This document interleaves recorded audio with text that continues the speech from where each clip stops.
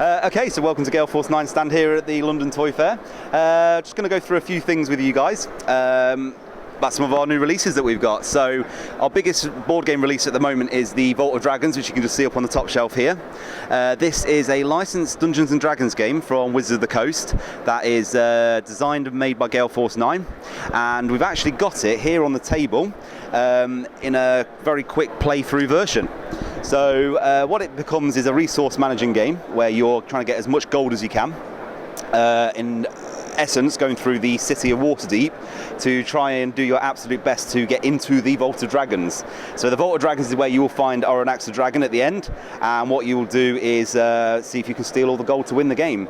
But it's not as easy as that, because you're not only just playing against your opponents, of which you can have up to 4 on the game, but you've got to purchase your warband, you've got to fight the City Watch as you go through all the tiles here in the city of Waterdeep, and at the end of the day you've got to fight everything off to become the master of Waterdeep and to get into the Vault of Dragons itself to get the gold.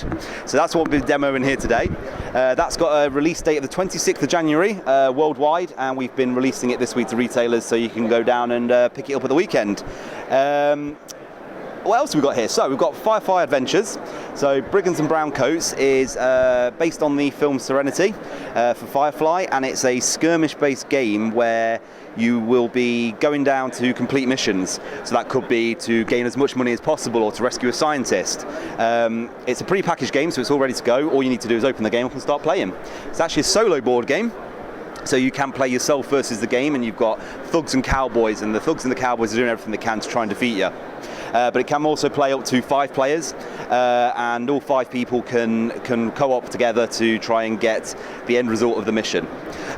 Released just a couple of months ago, if we come around here, was just these 2 expansions here, which add 4 more characters into the game itself, as well as a lot more terrain, a little bit more scenery, some more missions, and ultimately a bigger playing experience for the game itself to keep the replayability going on it. Other things that happen at Gale Force 9. So we've still got the Star Trek Ascendancy. We are a couple of years strong on that game at the moment. Very, very popular still. So we've currently got the Cardassians and the Ferengi expansions out, and the Borg as well. And we're looking in the next couple of months or so to get the Vulcans and the Andorians out. And the Vulcans and Andorians will sit just similar to the 2 expansions up there, which will give you more ships, another playable faction, which means another player in the game, and some more resource tokens, some more resource planets, and a few more tokens in the box to expand your game even further. Doctor Who is also our game that we are still promoting. We've got some expansions due out in the next couple of months. Release schedule's obviously abiding by, because that's always what we're waiting on, is the release schedule. But the expansions for Doctor Who are coming. I promise you they are coming.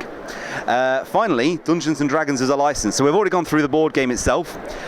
Here on the shelf you will see the licensed products that we have for Dungeons & Dragons. So on the top row there we've got our non-playable characters from the adventure books. So left to right you've got Waterdeep for the Dragon Heist, and then on the right hand side you've got the Dungeon of the Mad Mage himself, Halaster Blackcloak, as well as the Xanathar. Below that we've also now got the spellbook decks. So these boxes here are the spells from the player's handbook. What we're doing is we've taken the spells, we've put them into an easy-to-use resource, which is a lot of cards for each player faction.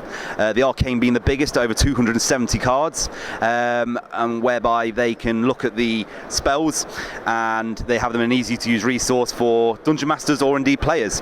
We've also got magic item cards out that are in stock worldwide now, which again are your reference sheet for your magic items. We've also got monster cards, so for the discerning DM, we've got the monster cards from levels 0 to 5, which you can just see there, and the levels 6 to 16, and that's for the Dungeon Masters to have a nice resource to use for their faction. And then our other big product that we're still doing is not only the miniatures for the non-playable characters, but also the monster miniatures, which you can see some of at the bottom there. Just there we've got the Frost Giant Reaver and the Ravager, the Fire Giant Jednor, and these are the monsters from Storm King's Thunder. So they're slightly older models now, but they're still really popular. And then right at the bottom we've also got our Dungeon Master screens. So these Dungeon Master screens are a resource that you can't really not have as a Dungeon Master, because they've got stats on there, they've got some iconic pictures, they've got everything you need to run a campaign in whatever adventure book that you've picked up for your latest edition adventure of Dungeons & Dragons. So, yeah, we're here at the London Toy Fair. We're going to be at a few more fairs and conventions coming up, so pop down and see us. And if you've got any questions, hit us up on Facebook and all our social media.